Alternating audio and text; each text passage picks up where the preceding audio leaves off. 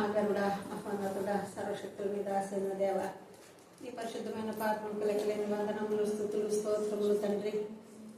అయ్యా రాత్రంతా కాచి కాపాడి సమయం మమ్మల్ని ఇక్కడ ప్రవేశపెట్టినందుకు నీకు లెక్కలేని వందనాలు. ఇక్కడ కూడి ఉన్న ఒక్కొక్క బిడ్డని జ్ఞాపకం చేసుకోండి ఆయన. మరి రావాల్సిన వారిని త్వరగా రప్పించండి అయ్యా. సమయం సద్వినియోగం చేసుకునే భాగ్యము నాకును మాకును దయచేయండి తండ్రి. బాబు దినములు చెడ్డవిగా ఉన్నవి నాయన మేము ఎరిగి గుర్తెరిగి నాయన ప్రార్థన చేసి నాయన మీ యందు నాయన భయం భక్తి కలిగి జీవించే భాగ్యము దయచేయండి. ఎత్తబడే గుంపులో ఉంచండి అయ్యా సంఘాన్ని. సంఘం చుట్టూ దేవతను కంచిగా ఉంచండి. ఇక్కడ మీ ఆత్మను కుమ్మరించండి. మీరు మాతో మాట్లాడండి, మమ్మల్ని దర్శించండి అయ్యా యేసురాజా. ఆయన ఒట్టి వారుగా వచ్చి ఉన్నాము, మిమ్మల్ని మోసుకొని పోవారుగా చేయండి తండ్రి యేసురాజా. తండ్రి స్తోత్రము స్తోత్రము దేవా. చిన్న సంఘము నాయన పెద్ద సంఘముగా చేయండి.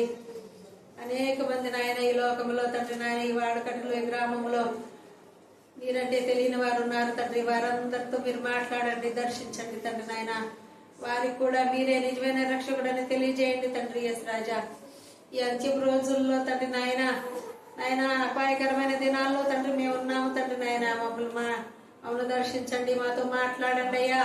మాకు సహాయం చేయండి తండ్రి నాయన. మేము ఎడతెగక ప్రార్థించే భాగ్యం దయచేయండి. నీవే నిజమైన రక్షకుడని తెలుసుకున్నట్టుకు సహాయం దయచేయండి. మాదిరికరమైన జీవితాన్ని తీసివేయండి తండ్రి. నిజమైన క్రీస్తును పోలి జీవించే భాగ్యం దయచేయండి. వచ్చుట వెళ్ళుట కాదు గాని తండ్రి యేసురాజా నాయన. యేసురాజా మీ వాక్యానుసారమైన నడవడిక మాకు దయచేయండి తండ్రి యేసురాజా. మరి ఇప్పుడు నాయన దైవదాసరాలు వాక్యం విత్తపోవచ్చుండగా నాయన మా హృదయాల్లో పడి నాయన ఫలించులాగా చేయండి తండ్రి యేసురాజా. మరి నాయన దైవదాసరాలని అధికారుల నుంచి శిరస్సు వరకు ముట్టి తాకండి, మీరు అభిషేకించండి. ఈ సంఘంలో అనేక అద్భుత కార్యాలు జరగటకు సహాయము దయచేయండి అయ్యా. ఆవిడ అవసరతలు సమస్తము తీర్చి పెట్టండి తండ్రి యేసు నాయన. ఈ గ్రామాన్ని నానాటికి అభివృద్ధి పరచండి. ఈ గ్రామం చుట్టూ మీ దూతలు కంచిగా ఉంచండి అయ్యా యేసురాజా. అందరూ ఐక్యతగా ఉండటకు సహాయం దయచేయండి. సహోదరులు ఐక్యత కలిగి నివసించుట ఎంత మేలు ఎంత మనోహరం అని అన్నావు తండ్రి. ఆయన మేమందరం ఐక్యతగా ఉండటకు సహాయం దయచేయండి తండ్రి. ఈ లోకంలో ఏది శాశ్వతం కాదు తండ్రి.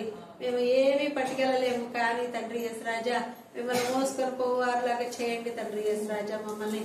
ఆయన బాబు ఒక్కసారి జ్ఞాపకం చేసుకోండి తండ్రి. నన్ను కూడా తండ్రి నాయన నేను వారం వారం ప్రార్థన ఎక్కట్టుకోకుండా తండ్రి ప్రతి వారం నాయన నేను ప్రార్థన వచ్చుటకు సహాయం దయచేయండి అయ్యా.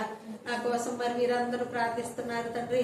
వారి మనలు కూడా ఆలకించండి, వారి అవసరతలు కూడా తీర్చిపెట్టండి తండ్రి నాయన. ఆయన ఈ చిన్న ప్రార్థన మీ సన్నిధిలో చేర్చుకునమని పాపనైనా నా ప్రార్థన ఆలకించమని ప్రభు యేసు పేట వేడుకుంటున్నాము తండ్రి.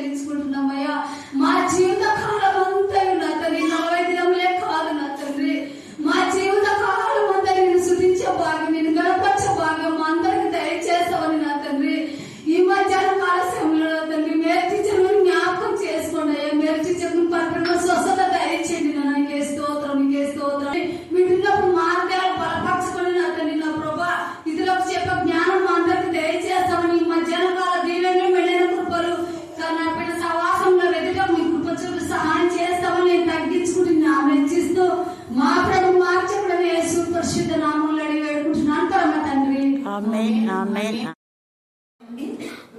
నూతన నిబంధన లేఖన భాగము అపోస్తుల కార్యములు 3వ అధ్యాయము 1 నుంచి 7 వచనముల వరకు లేఖన భాగాన్ని చదువుకుందాం. పగలు 3 గంటలకు ప్రార్థన కాలమున పేతురును యోహానును దేవాలయంకు ఎక్కి వెలుచుండగా పుట్టినది మొదలుకొని కుంటివాడైన ఒక మనుషుడు మోసుకొని పోబడుచుండెను. వాడు దేవాలయంలోనికి వెళ్ళేవారిని భిక్షమడుటకు కొందరు ప్రతిదినము వారిని శృంగారమన దేవాలయపు ద్వారం వద్ద ఉంచుచూ వచ్చిరి. పేతురును యోహానును దేవాలయంలో ప్రవేశింపబోనప్పుడు వాడు చూసి భిక్షమడగగా పేతురును యోహానును వారిని తేరి చూచి మా తట్టు చూడమనిది.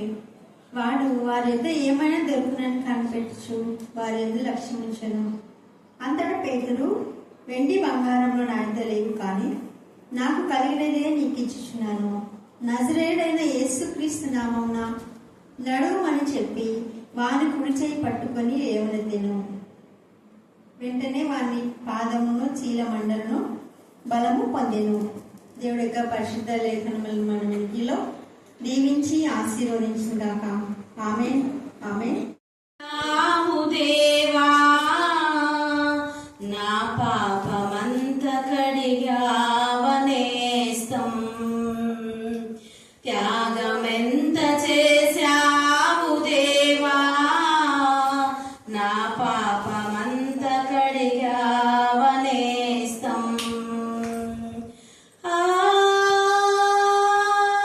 యేసయ్యా నా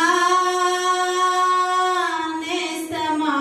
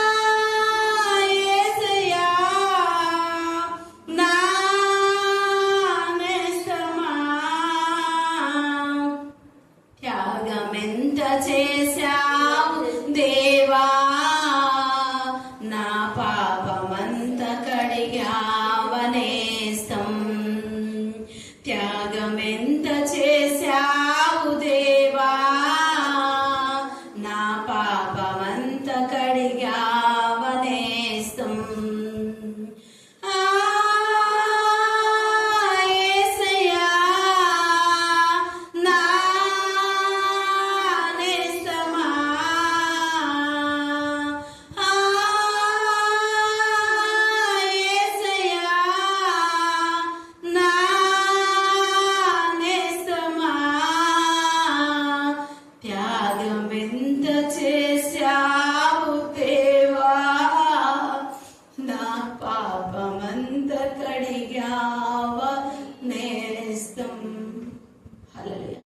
మార్చండి దేవానికి స్తోత్రం.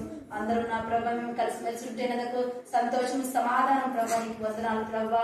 అవుతానండి సహోదరుని ప్రేమించిన ఏళ్ళ తండ్రి మరి కనపడిన దేవుని ఏ విధంగా ప్రేమిస్తామని మీరు యొక్క వాక్యంతో సెలవిస్తున్నాం తండ్రి. మేము ప్రేమ అమ్మడో కాబట్టి తండ్రి మేము ప్రేమ కలిగి జీవించడానికి నీ కృప దయచేయడానికి వందనములు స్తుతులు స్తోత్రం నాయన. మమ్మల్ని మేము తగ్గించుకుని నానా నీ నామం హెచ్చిస్తున్నా తండ్రి. ఇక్కడ ఉన్న ప్రతి వారాన్ని బట్టి నీకు వందనాలు, వారి కుటుంబాలను బట్టి కూడా నీకు వందనాలు స్తుతులు స్తోత్రం చెల్లించుకొచ్చినాం. మా ప్రతి అవసరాలు మీరు తీర్చినైనా నీ ఆత్మతో శక్తితో మమ్మల్ని నింపినా తండ్రి. మా కుటుంబాలను ఏక సన్నిధానంలో మేము ఎత్తిపడుతుండగా నా తండ్రి ప్రార్థించే వారంగా గణపరిచే వారంగా నీ బిడ్డలుగా నా తండ్రి నీ సాక్షిగా ఈ లోకంలో జీవించడానికి దయచేయండి. దేశంలో జరిగిన తండ్రి ప్రభా మరి దేశం మీదకి దేశం రాష్ట్రం మీదకి రాష్ట్రంలో వస్తున్న తండ్రి అనేకమైనటువంటి నా తండ్రి యుద్ధాలు జరుగుతుండగా మీరే నా తండ్రి ఆపినైనా మీరు రాజ్యాధికారిగా ఉండి నా తండ్రి వారికి జ్ఞానమును తెలివిని అనుగ్రహింపజేసిన తండ్రి మీరు సమాధాన పరచండి దేవా. మీరు ఆకాశమందునైనా ఆజ్ఞేయమని నా తండ్రి ఈ ఆకాశం నీ సింహాసనం భూమిని పాదపీఠంగా ఉన్నదయ్యా నీకు వందనాలు. అవును ప్రభు మీరు సర్వాంతర్యామి సర్వ సృష్టికర్త సర్వలోక నాథమయ్యా నీకే వందనాలు స్తుతులు స్తోత్రం చెల్లిస్తున్నాం తండ్రి. దేశాన్ని ఏలేదేవా నీకే స్తోత్రం. దేశంలో జరిగే ప్రతి అల్లకల్లోనూ మీరు తీసివేసి శాంతి సమాధానాన్ని నెమ్మదిని కలగ చేయమని నీ బిడ్డలు రోధిస్తూ విలపిస్తూ విజ్ఞాపన చేస్తుండగా ప్రతి వారి మనల్ని మీరు ఆలకించమని మా ప్రభువు రక్షకుడైన యేసు నామమును బట్టి అడిగి వేడి మా తండ్రి. తండ్రి మీ కృపా ప్రేమ మా దేశం బట్టి ప్రశస్తమైన మీ సన్నిధానములకు వధింపబడిన గొలపిన రక్తానికి ఎంత స్తుతించినా కూడా తక్కువే ప్రభావం. దేవాన్ని బిడ్డలకు మీ జ్ఞానాత్మతో మీరు నింపుతున్నారు. చక్కగా పాడి నేను కనపరచండి సునాంలో పట్టుకోవడం నా తల్లి మరి నూతనమైన పాటలు అనేక మంది నేర్చుకుని నేను కనపరచడానికి మీకు దయచేయండి. అలాగే తండ్రి పిల్లలతో నా ప్రభాన్ని సన్నిధికి వచ్చారు. తల్లులను మీరు దీవించండి, మీ జ్ఞానాత్మతో నింపండి.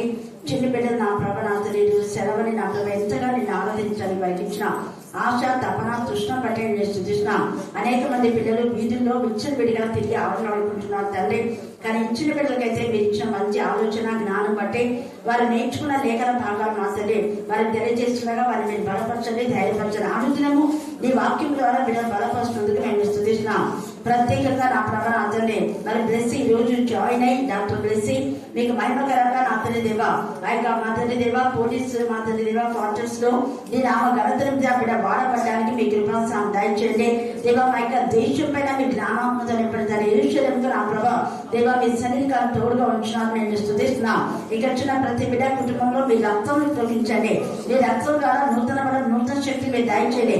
వీరి కుటుంబంలో ఎవరికి రక్షణ లేదో ముఖ్యంగా వారికి మీరు రక్షణ దయచేయండి, వారు మనం దయచేయండి, దేవుడి భయం దయచేయండి, దుష్ట శక్తి నుంచి విడిపించమని ప్రార్థిస్తున్నాం దేవా. అలాగే నా ప్రభావాన్ని మీ జ్ఞానాత్మతో నీ నెమ్మది నీ సమాధానం నీ కాపుదల మీరు దయచేది వాకండి. మరి వాక్యం చెప్పడానికి మీరు వాక్శక్తి మీరు దయచండి. వాక్యంలో వాక్శక్తితో మీరు మార్చండి. వాక్యం బయట వెళ్ళిచున్నప్పుడే ఆత్మీయ మానసిక శారీరక రుగ్మత నుంచి విడిపించమని ప్రార్థిస్తున్నాం దేవా. అందరూ మేము మనుషుల ఎదుట మెప్పు కాదు కానీ నీ ఎదుట నీ చేత దేవా సాక్ష్యం పొందుకోవడానికి మీకు కృపాసనం దయచమని ప్రార్థిస్తున్నాం. మీరు మా పక్షంగా సాక్ష్యం ఇచ్చే ఆత్మగా ఉన్నందుకు మేము స్థుతిస్తున్నాం. మా జీవితాల ద్వారా మేము రుచిపరిచే బిడ్డగా ఉండడానికి మీకు కృపాసనం దయచమని ప్రార్థిస్తున్నాం దేవా. మీకే స్తోత్రం, మీకే స్తోత్రం, మీకే స్తోత్రం. నిమ్రోజు వలె ఆత్మ సంబంధమైన పరాక్రమం, ఆత్మ సంబంధమైన రోషం కలిగిన ప్రభా అనేక జయించగల శక్తి మీరు దయచమని ప్రార్థిస్తున్నాం. దుష్ట శక్తుల పైన విజయాన్ని కలుగుతాయి. యోహాను 3వ పత్రిక 2వ అధ్యాయం 2వ వచనము. ప్రియుడా నీ ఆత్మ వర్ధిల్లుచున్న కొలది నీవు అన్ని విషయంలోనూ వర్ధిల్లుచు సౌఖ్యంగా ఉండవాలని ప్రార్థించుచున్నాను. Jeremiah chapter 17:14. God heal me and I will be healed, and save me and I will be saved. As for you, you are the one at rest. ఇర్మియా గ్రంథము 17వ అధ్యాయము 14వ వచనము. యెహోవా నీవు నీవు నన్ను స్వస్థపరచుము, నేను స్వస్థత నొందును. నీవు నన్ను రక్షించుము, నేను రక్షణ నొందెదను. నేను నిన్ను స్తుతించుటకు నీవే కారణభూతుడవు. Psalms 147 chapter verse 3.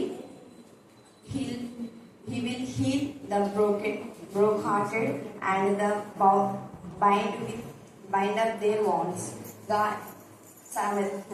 కీర్తనలు 147 అధ్యాయము 3వ వచనము. ఆయన గుండె చెదిరిన వారిని ఆయన బాగు చేయును, వారిని గాయములు కట్టువాడు ఆయన. మేము నయమగునట్లు మాకు హాని చేయ నిర్దేశించిన వారి కుమారులలో 7 మాకు అప్పగించుము. యెహోవా ఏర్పరచుకున్న సౌలు గిబియా పట్టణంలో యెహోవా సన్నిధిని మేము వారిని ఉరితీసేదనని రాజుతో మనవి చేయగా, రాజు నేను వారిని అప్పగించేదనెను. తానును సౌలు కుమారుడకు యోనాతానును యెహోవా నామమును బట్టి ప్రమాణం చేసి ఉన్న హేతువు చేత రాజు సౌలు కుమారుడకు యోనాతానునకు పుట్టిన మెఫీబోషెతు అప్పగింపగా, అయ్యా కుమార్తెయగు రిస్పా సౌలునకు కనిన 2 కుమారులకు అర్మోనిని మెఫీబోషెతును, సౌలు కుమార్తెయగు మెరాబు మెహూలతీయులకు బర్జిల్లై కుమారుడైన అద్రియేలునకు కనిన 5 కుమారులను పట్టుకొని గిబియోనీయులకు అప్పగించారు. వారు ఈ 7 తీసుకొని పోయి కొండ మీద యెహోవా సన్నిధిని ఉరితీసిరి. ఆ 7 ఏకరీతిగానే చంపబడింది. కోతకాలమున యవల కోత ఆరంభమందు వారు మరణమైంది. అయ్య కుమార్తెయగు రిస్పా గోనెపట్ట తీసుకొని కొండపైన పరుచుకొని కోతకాలారంభం మొదలుకొని ఆకాశం నుండి వర్షము ఆ కలేబరముల మీద కురి వరకు అచ్చటనే ఉండి, పగలు ఆకాశ పక్షులు వాటి మీద వాలకుండాను, రాత్రి అడవి మృగములు దగ్గరకు రాకుండాను వాటిని కాచుచుండగా, అయ్యా కుమార్తెయగు రిస్పా అను సౌలు ఉపపత్ని చేసినది దావీదునకు వినబడెను. కాబట్టి దావీదు పోయి సౌలు ఎముకలను అతని కుమారుడైన యోనాతాను ఎముకలను యాబేష్గిలాదు వారి యొద్ద నుండి తెప్పించెను. ఫిలిష్తీయులు గిల్బోవలో సౌలును హతము చేసినప్పుడు వారు సౌలును యోనాతానును బెష్దాను పట్టణపు వీధిలో వేలాడగట్టగా, యాబేష్గిలాదు వారు వారి ఎముకలను అంతటి నుండి దొంగిలించి తెచ్చి ఉంది. దేవుడి లేఖన వారిను దీవించి ఆశీర్వదించిన దాకా ఆమెన్, ఆమెన్, ఆమెన్. ఈ లోకంలో నా ప్రభావ మా కోసం మీరు ఇంతగా శ్రమపడినప్పుడు మా జీవితం మా తల్లి దేవ అర్పణగా సజీవ యాగంగా మీకు సమర్పించడానికి మాకు జ్ఞానం వివేకాన్ని మీరు దయచమని ప్రార్థిస్తున్నాం. శక్తి లోపం లేకుండా నేను మహిపరచడానికి గణపరచడానికి శక్యమైనంత వరకు నా ప్రభావ నీకు సాక్షి బిడ్డగా జీవించడానికి దేవా రోషం గల దేవుని బిడ్డగా మా జీవితాలు అనేకులకు ఆశీర్వాదకరంగా మా జీవితాల ద్వారా నేను మహిపరచడానికి మా జీవితాల ద్వారా అన్ని జనులు అంటే మీరు మాలో చేసిన గొప్ప కార్యం పడితే వారు నేను స్తుతించరాగునా, వారు ప్రవాహమై వచ్చురాగునా, మా ప్రవర్తన నీకు మహిమకరంగా అంటే మలుచుకునే విధానంలో మీ వాక్యం ద్వారా మీ రక్తం ద్వారా మీ నామంలో మాకు సరిచేయమని ప్రార్థిస్తున్నాం. రాత్రి వేళ చేరవచ్చిన ప్రతి ఒక్కరిని మీ కరుణాపీఠం దగ్గర ఎత్తిపడుతున్నాం. దేవా వాక్యం చదివేవారి, ప్రార్థించే వారిని, పాడిన వారి, ప్రార్థన చేసిన ప్రతి ప్రార్థన స్థుతి ధూపమై మీ సన్నిధిలో చేరుడు కాక దేవా వాక్యంలో వాక్శుద్ధం మీరు మార్చండి. వాక్యం బయట వెళ్తున్నప్పుడే శారీరక మానసిక ఉపద్రవం నుంచి విడిపించమని ప్రార్థిస్తున్నాం.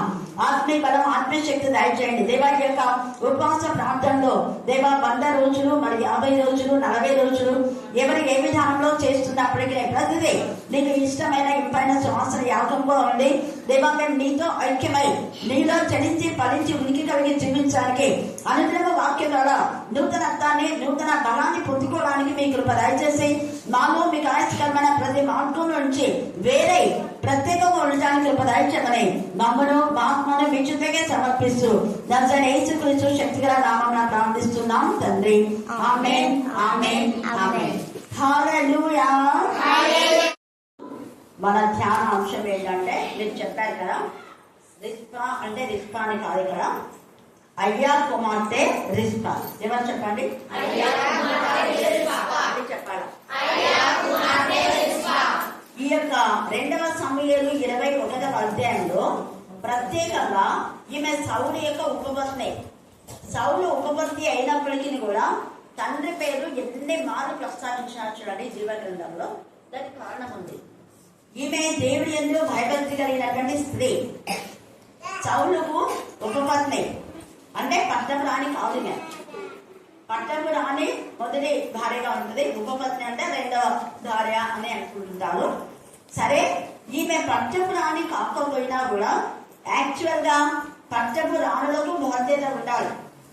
కానీ సౌలు చనిపోయిన తర్వాత సౌలు యొక్క మరి భార్య, మొదటి భార్య లేదా పట్టపు రాణి, వీళ్ళంతా ఏమర్పాటుగా ఉన్నారు అంటే నిర్లక్ష్యం, బ్రతికితే బ్రతికి చస్తే చస్తే అనే విధానంలో. సౌలు చనిపోయినందుకు సౌలు విషయం కానీ లేదా యోనాతాను వాళ్ళ తల్లి ఉంది, ఆమె కానీ దుఃఖించినట్టుగా బాధపడినట్టుగా లేదు.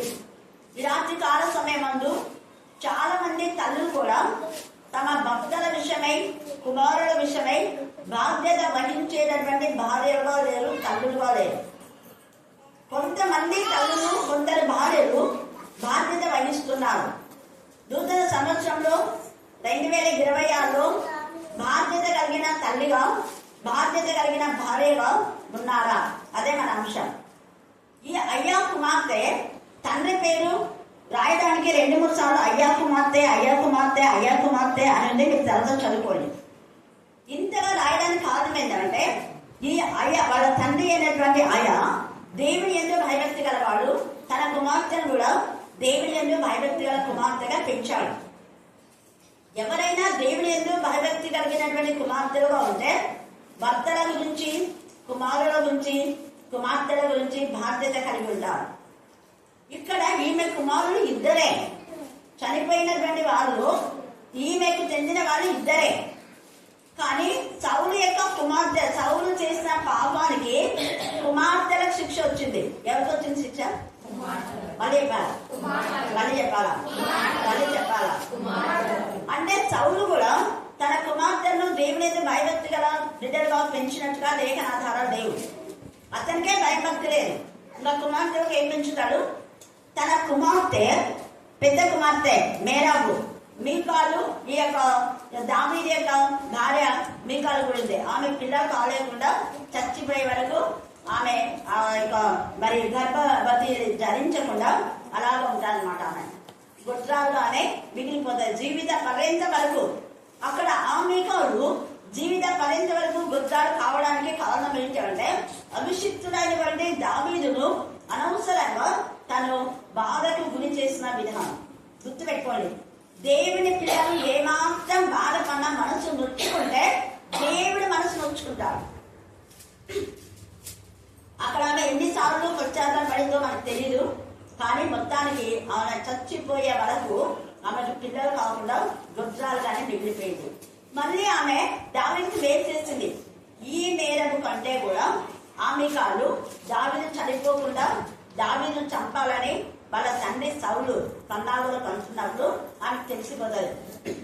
అప్పుడు వెంటనే ఆమె ఏం చేస్తాంటే దావీదుకు చెప్పి, నువ్వు వెళ్ళిపో, మా నాన్న నేను చంపాలనుకున్నాడు అని చెప్పేసి అతన్ని వెనక నుంచి, కిటికీలో నుంచి పంపించేసి ఆ దావీదు యొక్క మంచం పైన తడగడలు పెట్టి, అంటే పడుకున్నట్టుగా పెట్టేసి బెడ్షీట్ కప్పి పెట్టి ఉంటుంది.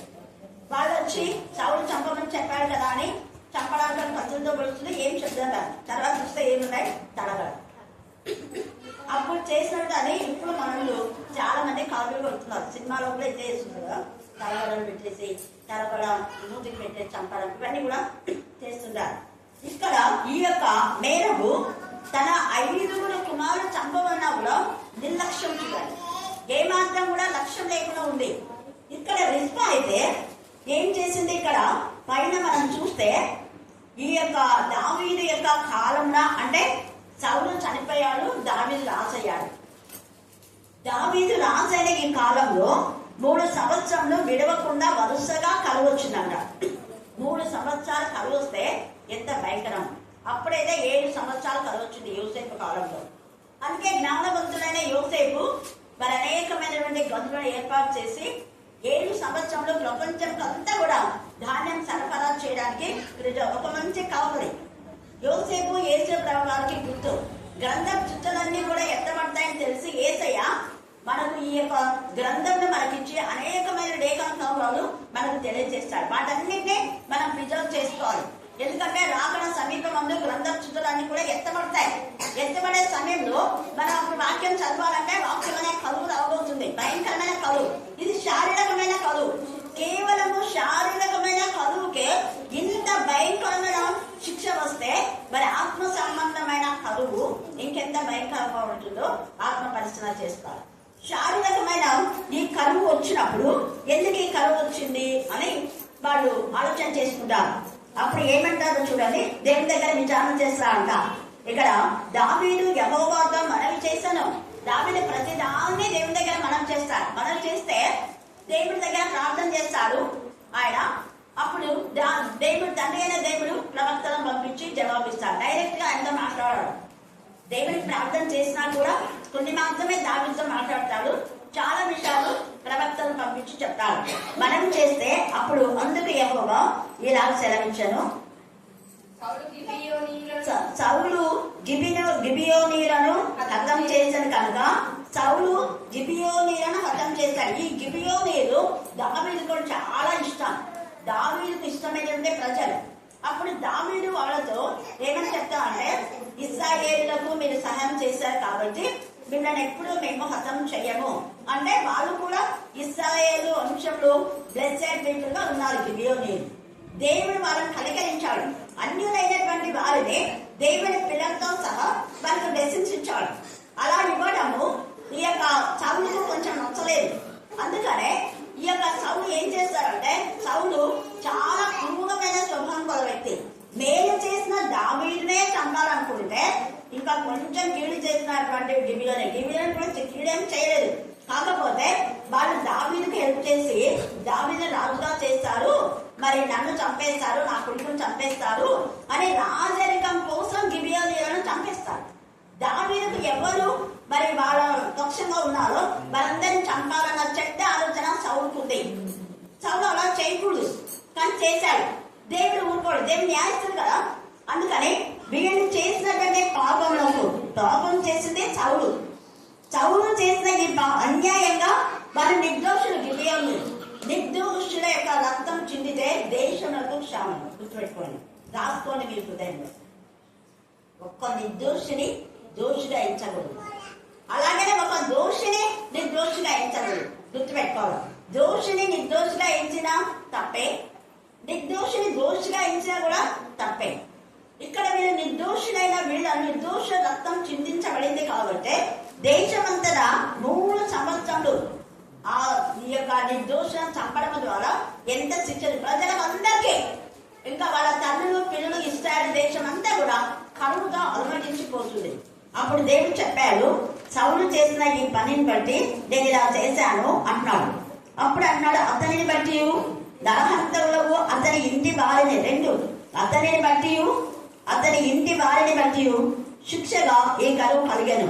గిబియోనీయులు ఇశ్రాయేలుల సంబంధికులు కాదు, వారు అమోరీయులలో శేషించిన వారు. ఇశ్రాయేలు మిమ్మల్ని చంపమని ప్రమాణపూర్వకంగా వారితో చెప్పి ఉండిరి. అది ఇశ్రాయేలులకు వీళ్ళు హెల్ప్ చేశారు. అమోరీయులైనా అన్యులైనా సహాయం చేస్తున్నారు. చాలా మంది అన్యులకు మంచి బుద్ధి ఉంటది. దేవుడి పిల్లలు చెప్పుకునే వాళ్ళకి చెడ్డ బుద్ధులు చాలా ఉంటాయి. దేవుడి నామాన్ని అవమానపరిచే విధానంలో వారి యొక్క క్రియలు ఉంటాయి. మరి ఇక్కడ చూడండి, ఇతను దేవుడి గురించి తెలిసి కూడా సౌలు ఒకప్పుడు దైవాత్మతో నింపబడి కూడా దేవుడికి విరోధమైనటువంటి క్రియలు. అలాగా అందుకనే అంటున్నాడు కదా, సౌలు ఇశ్రాయేలు యూదాల వారియలు ఆసక్తి గలవాడై. ఇశ్రాయేలు యూదాలో అందరు వారు. కొంతమంది చెప్పారు, దావీదుని బట్టి విసిగిపోయి ఏమేమి మాట్లాడుతుంటే వాళ్ళు చెప్పిన మాట విని ఇలా చేశారు. చెప్పుడు మాటలు విని రాజు తన ప్రాణంలోకే శిక్ష తెచ్చుకున్నాడు. వారిని హతం చేయించుండాను. రాజుకు దావీదు గిబియోనీయులను పిలువనంపి, నేను మీకేమీ చెయ్యకూడదు, యెహోవా స్వాస్థ్యమును మీరు దీవించిన అడిగింది అండర్లైన్ చేసుకుని. ఎంత ఇష్టమైన పదం నాకు. మీరు దీవించినట్లు వీళ్ళెవరు? వీళ్ళంతా కూడా గిబియోనీయులు అన్యులే, అమోరీయులైనటువంటి వీళ్ళు మనల్ని దీవించడానికి, అంటే న్యాయమైన విధానంలో ఎవరు ఉంటే వాళ్ళు దీవిస్తారు. వాళ్ళ దీవెనలు మనకు కలుగుతాయి. మేలు చేసిన వాళ్ళ దీవెనలు మనకు వస్తాయి. కీడు చేసిన వాళ్లకు కీడే ఉంటుంది. వాళ్ళ బతుకులోనే దీవెనలు ఉండవు, ఇంకా వేరే వాళ్ళకు వాళ్ళు దీవెనలు ఏమిస్తారు, ఇవ్వలేదు. ఈ గిబియోనీయులు వాళ్ళు దేవునికి మహిమకరంగా ఉన్నారు, ఇతరులకు ఆశీర్వాదకరంగా. మిమ్మల్ని బట్టి దేవునికి ఎంత కోపం వచ్చింది, ఎంత రోషం వచ్చింది.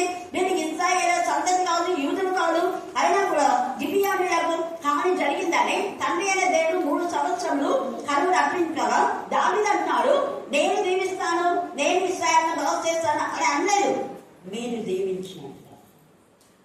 ఎంత బాగుంది ఆ పదం.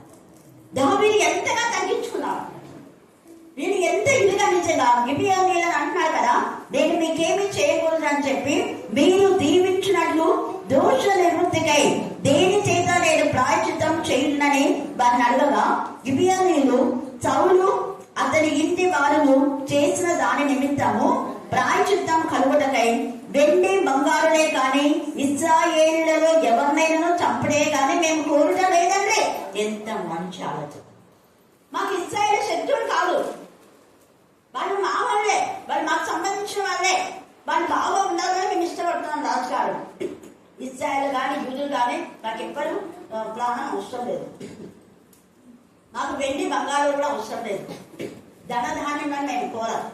మాకేం కావాలి, అనవసరంగా నిర్దోషులమైన మమ్మల్ని మా వాళ్ళని చంపారు కాబట్టి నిర్దోషుల రక్తం చిందించినందువల్ల వారి కుటుంబీకులో ఎంతమంది కావాలో మళ్ళీ చెప్పాలి, మళ్ళీ చెప్పాలి, 7 కావాలంటున్నాం. ఆ 7 ఎవరైనా మీ ఇష్టం.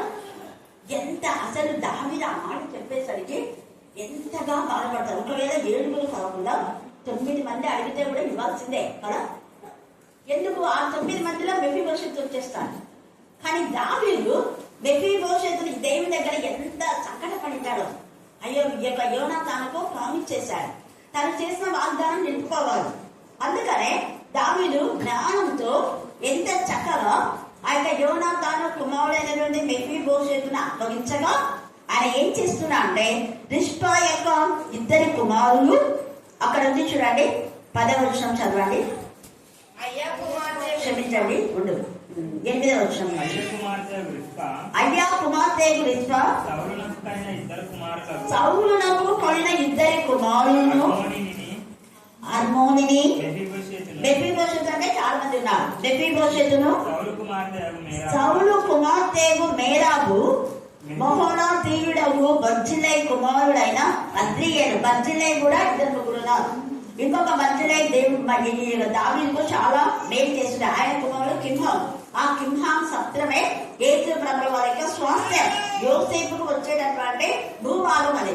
ఆ భూభాగంలోనే యేసయ్య జన్మించాడు అనమాట. యేసయ్య జనన క్రమాన్ని మనం చూస్తే కింహాం సత్రంలో వాళ్ళకి స్థలం లేకపోగా పశుల సత్రంలోకి ఎదురుగా ఉన్నటువంటి పశుల పాపం అది కూడా వాళ్ళకు చెందిందే. ఆ పశుల పాపలోకి యేసయ్యను అంటే తల్లి మరియను అందమే అక్కడ ఇంకా పాప లోపలికి వెళ్లే ముందే ఆమె జన్మిస్తుంది. అప్పుడు జననమైన కుమారుని పొత్తి గుడ్డలతో చుట్టి ఆ యొక్క గడ్డి అదంతా వేసి పశువుల యొక్క తొట్టి, నీళ్ళు లాగే తొట్టి ఉంటుంది కదా, అదొక ఉయ్యాలాగా చేసి దానంతా గడ్డి వేసి ఈ పొత్తి గుడ్డలతో వేసి అక్కడ ఉండబెట్టాలి. కాబట్టి ఈ సమయం అంతా మనకి జ్ఞాపకం చేసుకోవాలి, దేవుడు తన స్వాస్థ్యాన్ని ఎప్పుడు బదలడు. ఇక్కడ మనం చూస్తే రిస్పా యొక్క త్యాగము, ఈమె తండ్రి ఎంత భయభక్తి గల కుమార్తెగా పెంచాడు. ఆ భయంతో ఆమె కుమారులు 2, కానీ 5 మంది కుమారులు సౌలు యొక్క మనవడు, తన పెద్ద కుమార్తె యొక్క కుమారుడు. వాళ్ళ కోసం ఆమె రావాలి, కానీ ఆమె చీమకుంటాడు. చూడండి, ఈమె అయ్యా కుమార్తె రిస్పా దేవుని యొక్క నామమును మహిమపరచడానికి, అయ్యా వీళ్ళు ఇశ్రాయేలుకు సంబంధికులు కదా, వీళ్ళు ఇశ్రాయేలు సంబంధికులు అయినప్పుడు బెన్యామీను గోత్రంలో ఉన్నప్పుడు వీళ్ళు సరిగా సమాధి చేయబడరు కదా. దేవుని పిల్లలు సరిగా సమాధి చేయబడకపోతే ఎంత అవమానం, ఎంత దోషం. దేవుని ఎందుకు భయభక్తి గల వాళ్ళు సరిగా సమాధి చేయబడకుండా ఉరి తీయమన్నారు. అందుకని ఎవరు వాళ్ళని ఉరి తీశారు కాబట్టి కనుక వాళ్ళు ఎవరైనా కాదు పెట్టారో మీకు కథ చేస్తామని చెప్పించాడు. చేస్తారు కదా, చెప్తారా లేదా? చెప్తారు. ఈమె వినింది. అందుకనే ఈమె అక్కడికి వెళ్ళి వాళ్ళని ఆమె పాతి పెట్టాలి. వాళ్ళు పాతి పెట్టకూడదని చెప్తున్నారు కదా, పాతి పెట్టలేదు. పాతి పెట్టకుండా ఏం చేస్తున్నామే, ఎవరో కోతల ఆరంభం నుంచి అంటారు. ఎంత 6 నెలలు ఉపవాసం ఉండింది. ఇక్కడ ఆమె ఉపవాసం ఉండనే లేదు. కానీ ఒకవైపు శవాలను ఆమె రాత్రి పగళ్ళు కాపాడుతుందంట.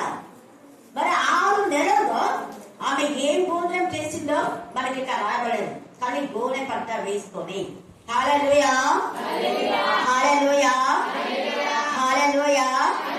10వ వచనం చదవండి. మళ్ళీ చెప్తున్నాడు ఇక్కడ పైన అయ్యా కుమార్తె రిస్పా అన్నాడు. మళ్ళీ రెండవసారి అయ్యా కుమార్తె రిస్పా గోనె పట్ట తీసుకొని కొండ పైన పరుచుకొని కోతకాల ఆరంభం మొదలుకొని గోనె పట్ట పరుచుకున్నారు అంటే అది ఉపవాసమే. అది ఏ సంబంధమైన ఉపవాసమో మనకు తెలియదు. అంటే ఆ లేఖన ఆధార ప్రకారం ఉపవాసం చేసే వాళ్ళందరూ కూడా, బాధను అనుభవించే వాళ్ళందరూ కూడా ఇలా గోనె పట్ట పరుచుకుంటారు.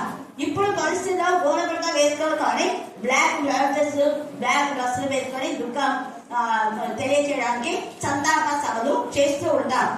ఇక్కడ ఈమె కూడా అలాగా గోనె పట్ట తీసుకొని, ఎందుకు గోనె పట్టలు వేసుకునే వాళ్ళు అంటే చాలా మీకు చెప్పారు. గోనె పట్టలు ధరించడానికి కారణం ఉంది. ఈ యొక్క గోనె సంచులను తయారు చేయడానికి జనపనార ఉంటుంది కదా, జనపనారను చాలా రోజులు కుల్లబెట్టారు. హల్లెలూయా హల్లెలూయా. ఆ కుళ్ళిన జనపనారను వంటకేసి కొట్టి ఎన్నిసార్లు కొట్టి స్మూత్ గా, గోదాం పోగులు మీరు చూస్తే ఎంత స్మూత్ గా ఉంటాయి కదా, దాంట్లో కరుకంతపై స్మూత్ గా తయారవుతాయి. ఆ స్మూత్ గా వచ్చినటువంటి దారాలు పేలి గోధుమలు తయారవుతాయి. అలాగా గోధుమలు వేసుకోవడానికి మేము జనపనార ఎలాగో నీళ్ళలో కుళ్ళిపోయిందా, మా జీవితాలు కుళ్ళిపోయాయి. మా జీవితాల్లో వంట చేసి కొట్టుకున్నాయి. మా జీవితాలు ఎంతగానో మరి సాధన చేయకున్నాయి. దేవా మా జీవితాలను జ్ఞాపకం చేసుకో అని చెప్పడానికి ఈ గోతాము. ఆ గోతాములను వాళ్ళు అలాగా పరుచుకుంటారు. మా బ్రతుకులు ఇలాగ అయిపోయినాయి అనేసి. తర్వాత ఆకాశం నుండి వర్షము ఆ కళేబరముల మీద కుడి వరకు అచ్చటనే.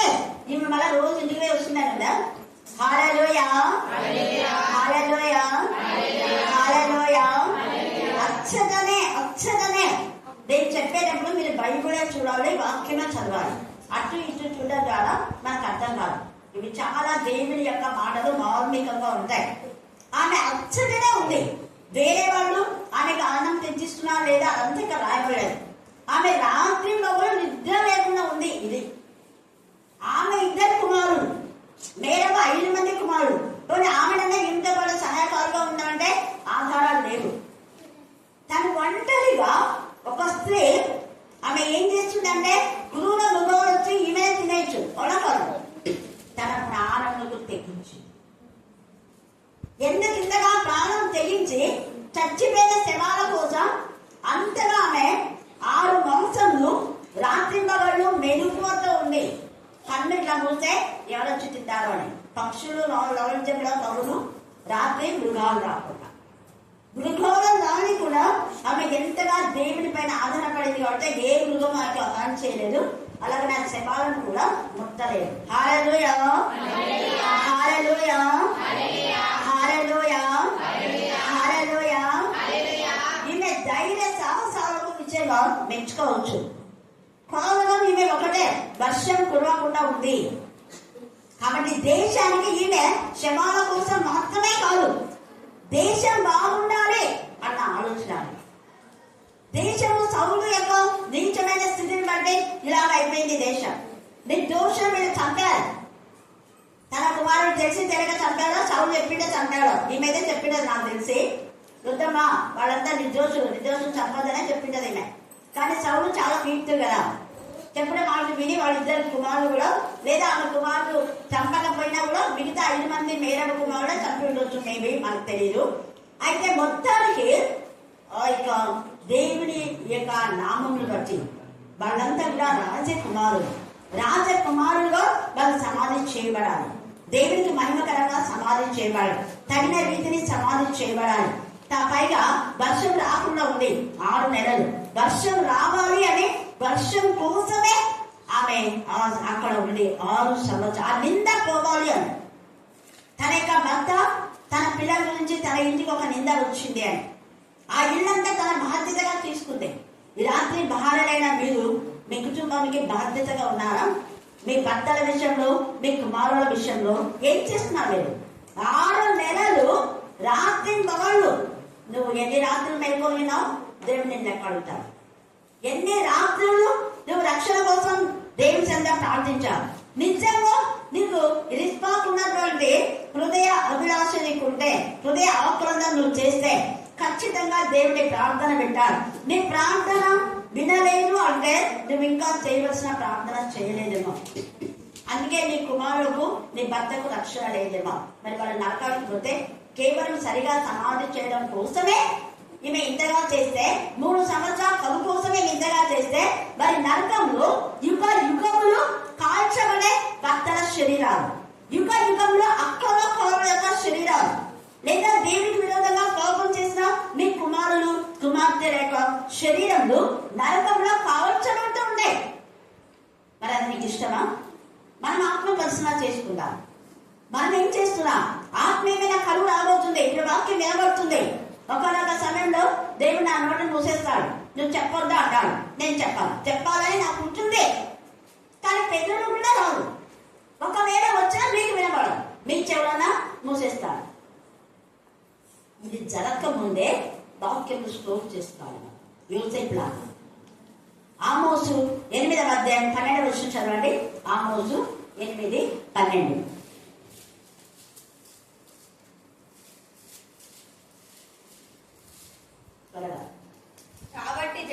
కాబట్టి జనులు యెహోవా మాట వెతుకుటకై ఈ సముద్రాన్ని ఒక్క సముద్రం నుంచి ఇంకొక సముద్రానికి పరిగెత్తుతున్నారంట.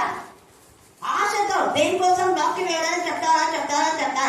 ఈడ చెప్పడం లేదు అంటే ఇంకో చోటికి చెప్పడం అంటే ఇంకో చోటికి పరిగెత్తుతూ వాక్యం దొరకక సొమ్మసిల్లి అలా పడిపోతున్నారు. ఎవరి వాళ్ళు అంటే చక్కని యవనులు, కన్యకలు, చక్కని కన్యకులు.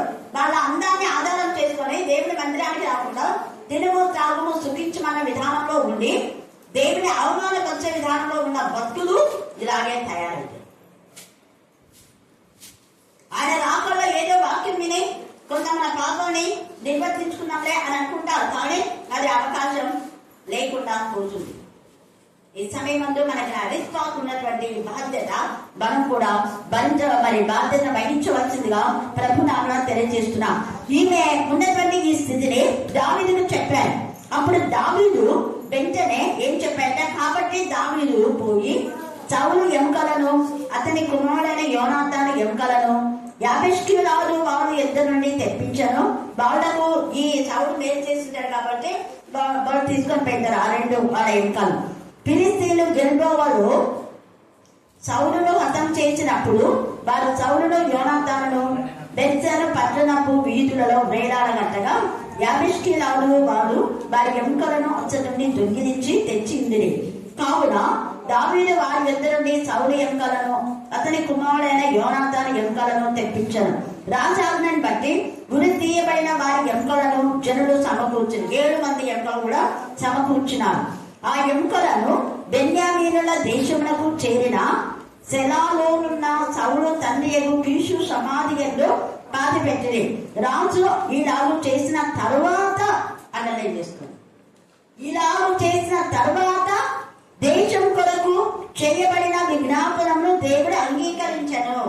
రిస్పా ప్రార్థన, దావీదు ప్రార్థన, 2 ప్రార్థనలకు జవాబు వచ్చినాయి. రిస్పా కన్నిటికి జవాబు వచ్చింది. అందుకే 29లో అంటాడు కదా, 9వ అధ్యాయం 17వ వచనం చదవండి. 29:17 సైన్యములకు అధిపతి యెహోవా ఇలాగ సెలవిచ్చుచున్నాడు, ఆలోచింపుడి. ఆలోచించి రోదన చేసి ఏం చేసుకోవాలంట? అందుకే ఇళ్ళకు ప్రార్థనకు పిలిచారు. రోదన చేసి మీ ఇంటికి వచ్చి ప్రార్థన చేయాలి. అప్పుడు మీ ఇంట్లో దుష్ట శక్తులు అయిపోతాయి. ఎంత బాగా ఇస్తున్నారు. రోదన చేయను పిలువనంపుడు, తెలివి గల స్త్రీలు వారిని పిలువనంపుడి. మన కన్నులు కన్నీళ్లు విడిచినట్లుగా, మన కనులెప్పల నుంచి నీళ్లు వలుకున్నట్లుగా వాళ్ళు త్వరపడి మన కోసం వాళ్ళు రోజులు తెచ్చారు. చూసారా? మీరు ఏడ్చడం లేదు, మీకు సిగ్గు రావాలి. వాళ్ళని వినిపించుకోలే, ఏడ్చే వాళ్ళు ప్రాబ్లం చేస్తే మీరన్నా ఏడ్చండి అనే విధానంలో ఉంది. బుద్ధి తెచ్చుకోండి. ఎక్కువగా స్త్రీలను పిలవనప్పుడు వాళ్ళు తెలివి గల స్త్రీలు, వాళ్ళ జ్ఞానంతో. ఈమె కూడా ఎంత జ్ఞానంతో ఈ పని చేసింది. రిస్పా ఎంత జ్ఞానవంతుడు, దేవుడి ఎందుకు భయభక్తి గలవా. ఆమె పేరు ఎన్నిసార్లు జీవగ్రంథంలో రాయబడింది. ఎంత ధన్యురాలు, ఎంత ధన్యురాలు కదా. మూర్ఖురాలు కాదు ఈమె. ఎవరిమే చెప్పండి. ఈమె మూర్ఖురాలా ధన్యురాలు? మళ్ళీ చెప్పాలా? యోగు భార్య యోగుకి కష్టం వచ్చిందని 6 నెలలు కన్నీటి ప్రార్థన చేయాలి. చేసిందా? చేయాలి. భర్త కోసం భర్త ఏమైపోతే నాకేం లేదు అని వాళ్ళు చాలా మంది ఉన్నారు. భర్త కుశలం వస్తే నాకేం వచ్చింది, భర్త గుండె నొప్పి వస్తే నాకేం వచ్చింది. నా కాళ్ళ నొప్పి నాకుంది, నా గుండె నొప్పి నాకుంది, నా తలనొప్పి నాకుంది. వాళ్ళ తలనొప్పితో వాళ్ళ గుండె నొప్పితో నాకేమనే భార్యలు ఉన్నారు. అందరు కాదు, కొందరు. చూడండి ఎంత నిర్లక్ష్యం. అలాంటి వాళ్ళకు బ్లెస్సింగ్స్ ఉండాలి. ఏ మాత్రం కూడా నిర్లక్ష్య స్వభావం ఉన్నటువంటి ఆమె మూర్ఖురాలు అనబడింది వాక్యంలో. ధన్యురాలుగా లేదన్న, మూర్ఖురాలుగా మాట్లాడుతున్నావు అన్నాడు. ఈ రాత్రి నువ్వు మూర్ఖురాలువా, ఎదుమేలాగా మూర్ఖురాలువా, మూర్ఖురాలై మూర్ఖంగా నాబోతు ద్రాక్ష తోటను తీసుకుండే.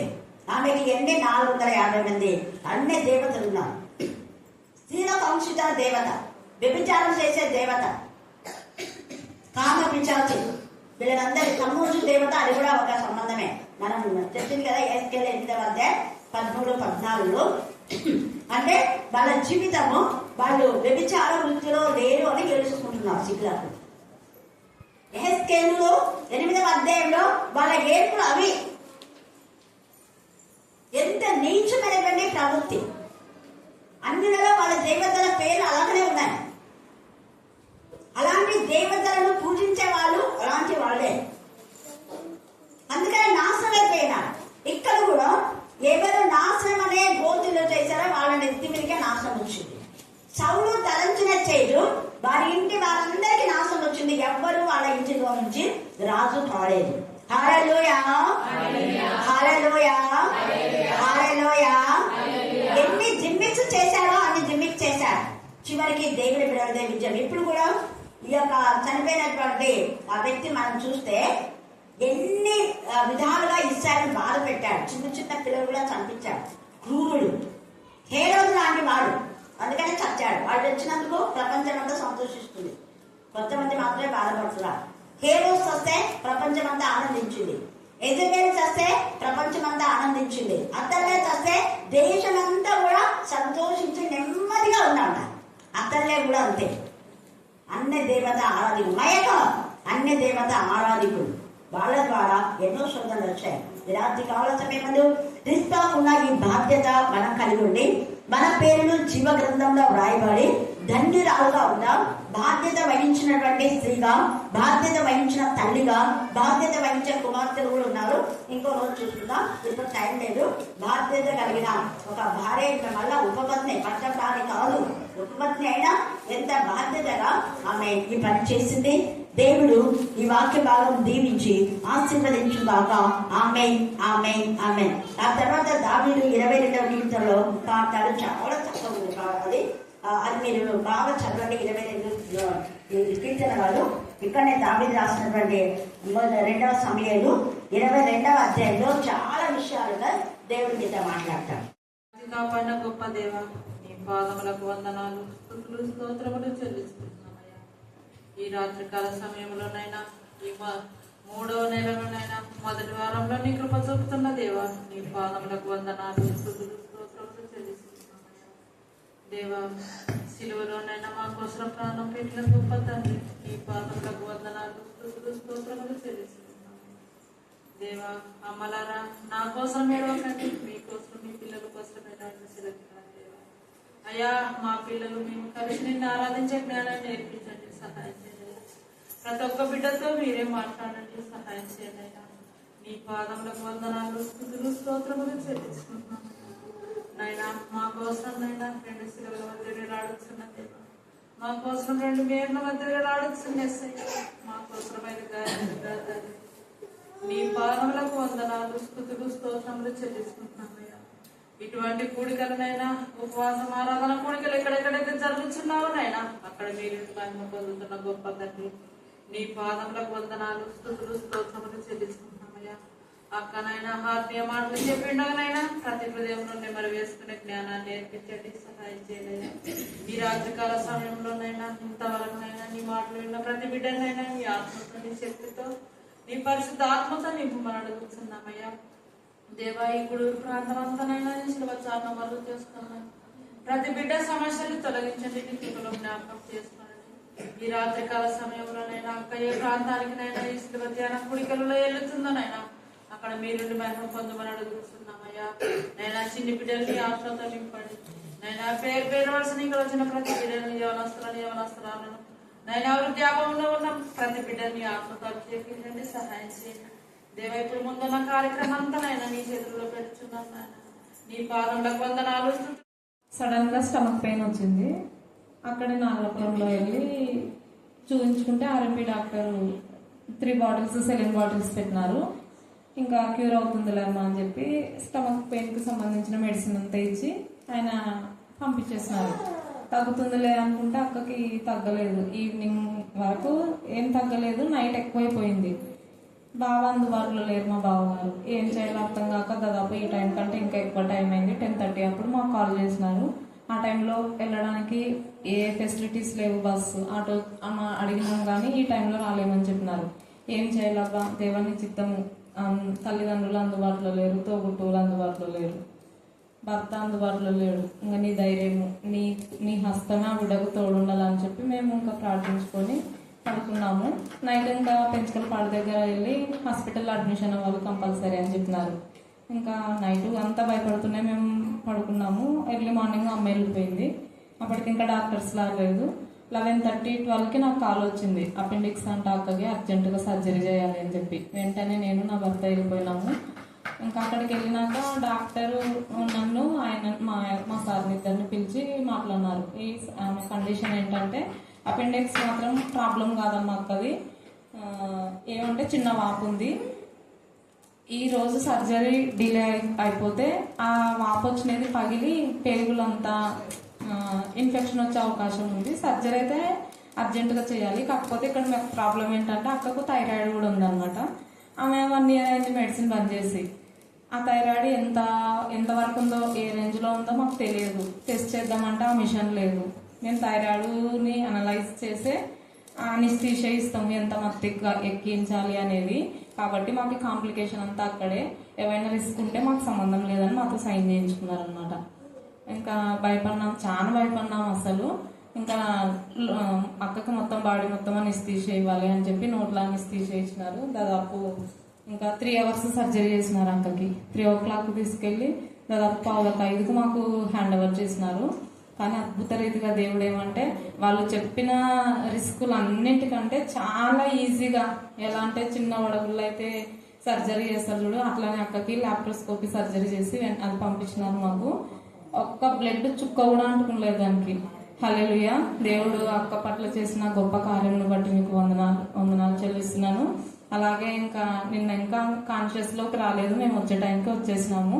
ఈరోజు వెళ్ళిన వెంటనే అక్క ఏం చెప్పిందంటే కర్ణపీఠంకి వందనాలు అని చెప్పవచ్చు, ఖచ్చితంగా నువ్వు వెళ్ళి సాక్ష్యం షేర్ చేసుకో. నేను ఈవినింగ్ వెళ్ళాను, ఇక్కడ నుంచి ప్రేయర్ చూసుకొని వెంటనే వెళ్ళిపోయినాను అనమాట మళ్ళీ పెంచుకుని పాడికి. నన్ను చూసిన వెంటనే ఆమె నేను ఎలా ఉన్నామని కూడా నన్ను అడగనివ్వలేదు. వెంటనే వస్తూ ఖచ్చితంగా సాక్ష్యం షేర్ చేసుకో, అక్కకి థ్యాంక్స్ అని చెప్పు, కర్ణపీఠం మినిస్ట్రీస్ థ్యాంక్స్ అని చెప్పు, ఎందుకంటే దేవుడే నన్ను గడ్డకేసినాడు అని చెప్పి హ్యాపీగా తను ఆనంద బాష్పాలతో చెప్పిందనమాట. అందుకే మా కుటుంబంలో దేవుడు చాలా చాలా అద్భుతాలు. సాతాను మేము అంటే ప్రార్థనలో బాగా బలపడుతున్నందుకేమో మేబీ సాతాను మమ్మల్ని దించాలని చూస్తున్నాడు, కానీ అంతకు 2 దేవుడు మమ్మల్ని కాపాడుతూనే వస్తున్నాడు. అందుని బట్టి దేవునికి వందనాలు చెల్లిస్తున్నాను. మా కోసం ప్రార్థించిన అక్కకు ప్రత్యేకమైన వందనాలు. కర్ణపీఠం మినిస్ట్రీస్ లో ఉన్న వారందరికీ వందనాలు చెల్లిస్తున్నాను. ఆమేన్.